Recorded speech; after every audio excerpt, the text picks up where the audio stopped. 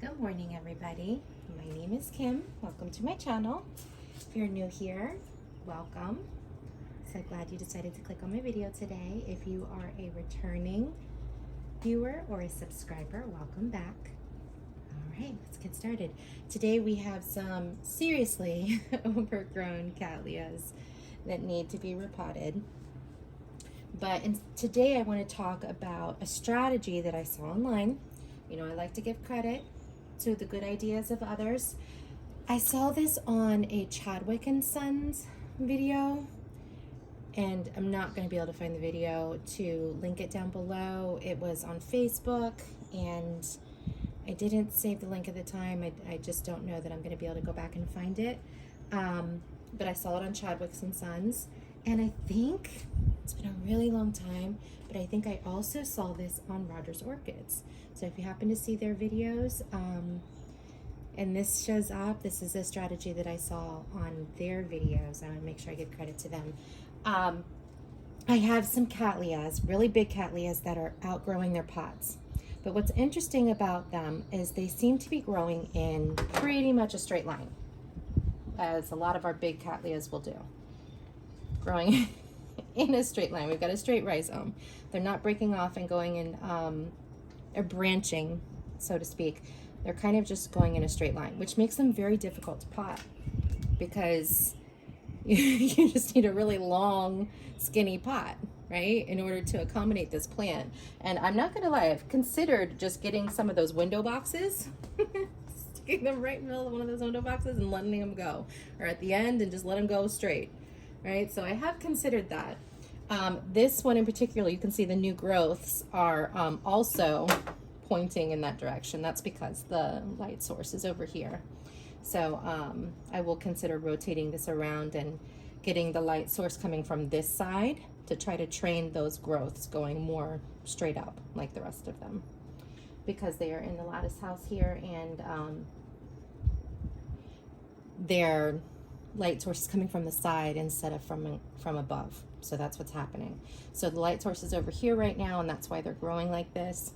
So now that I've got it out and we'll be working on it, when I put it back, I will put it back with the light source over here to hopefully help that situation and get them growing more straight up, or at least curving back towards the plant.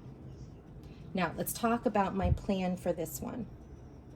Instead of unpotting it right now, it is seriously overgrown, but instead of unpotting it right now, what I would do and have done in the past with plants like this is take them out of the pot and divide it, right? I've got a new growth back here, and I've got a new growth up here.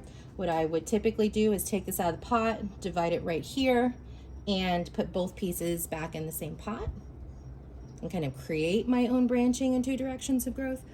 Or I would just put them in their own pots and have two plants. With these two plants, I want to try something a little different, and let me tell you why. When I have done that in the past, oftentimes it kind of stunts their growth.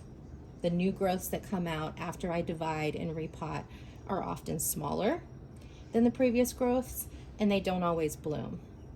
So I saw this strategy, like I said, Chadwick & Sons and Rogers Orchids, where they divide it while it's still in the pot.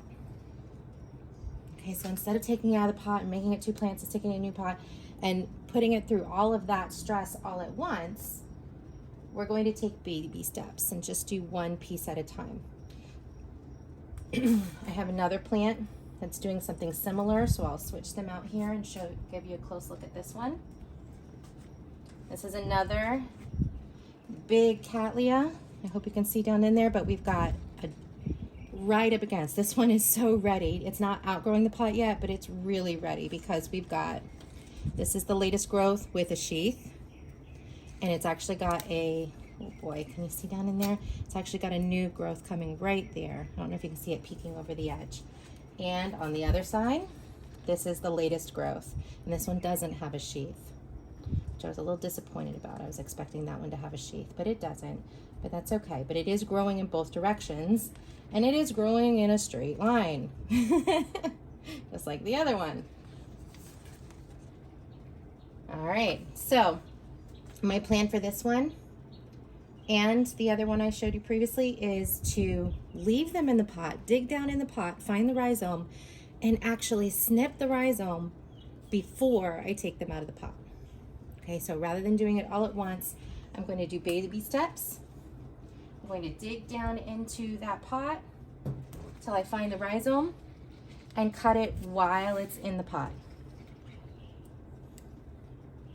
Okay, so I'm just going to start pulling out some media.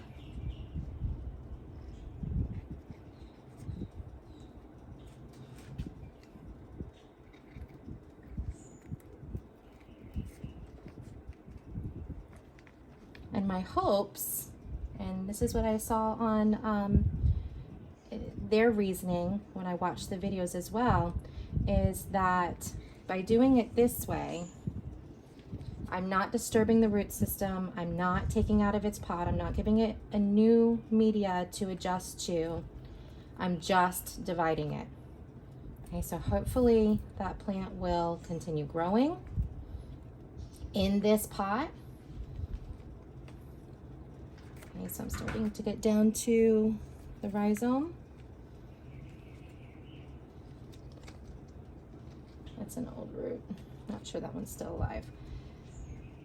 Getting down in there, and I'm seeing a nice spot right here where it appears to be a spot where this plant branched off and went in this direction and then went in that direction, but instead of branching with a little V, it branched at almost a 180-degree angle. They're almost completely going in opposite directions. All right, so I've gotten down to that rhizome. Okay, so I can see it right here, right there. I'm going to try to pull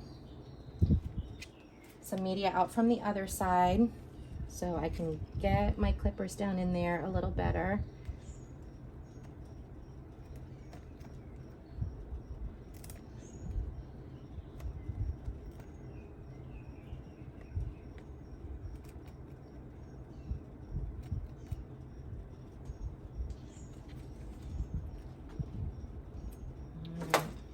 So my goal is to slide these right in there,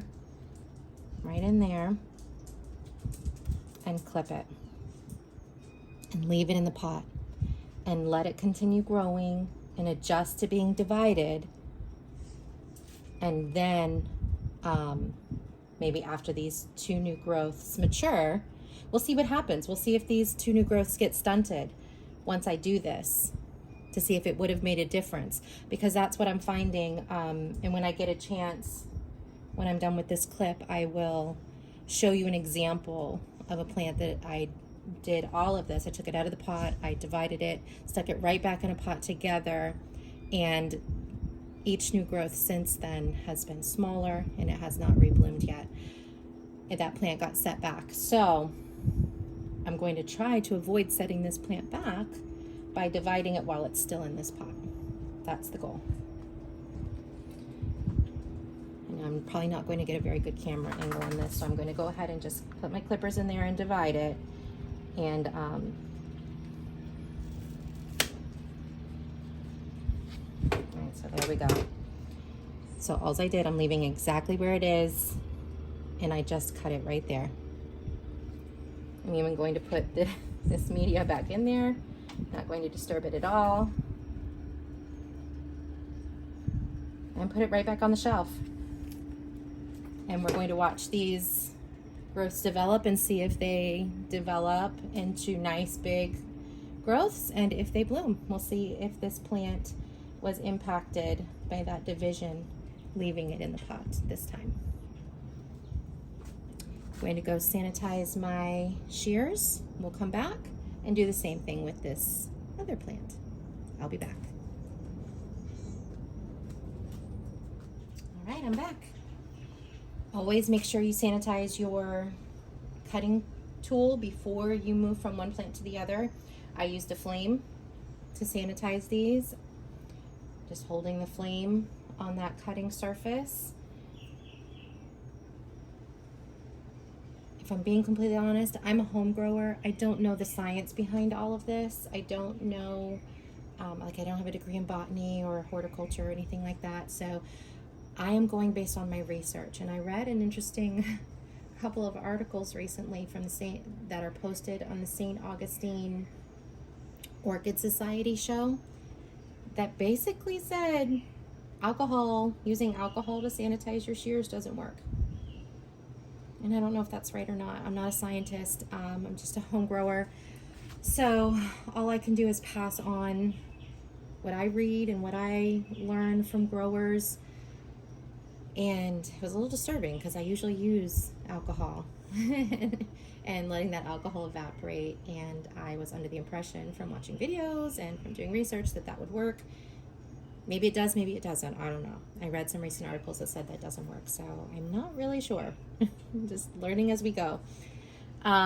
So I sanitize these by holding them in a flame, and after reading that, I'm not even sure how long you have to put them in a flame. I'm a little confused at this point, but I held them under a flame for about 10 seconds on both sides. Maybe 15 seconds on both sides, on both cutting surfaces, and hopefully that'll be enough to kill any potential pathogens that are on them from the previous plant. But if I'm being full disclosure, I don't know. I don't know what works. I don't know what doesn't work because I am reading and seeing a lot of conflicting information. So that's that. I'm going to do the same thing and dig down. Oh, in the background, we have Miss Beautiful Oncidium J-Ho, I think is how you say it, J-Ho Queen in the background. Beautiful. Just thought she could share the screen for a bit.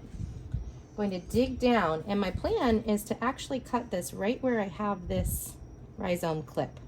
I think that will be a good spot. Again, we have two directions of growth, newest growth over here, and starting to come out of the pot here. So I'm going to take off, oh, that was easy. I guess the rhizome clip wasn't doing much. All right, turn this around. I'm going to dig down in here a little bit so I can get down to the rhizome.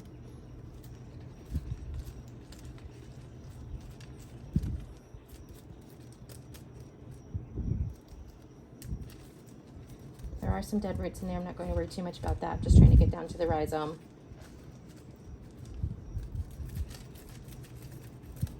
Just wiggling it around with my finger, getting down in there. I think I can get under there with the clippers now.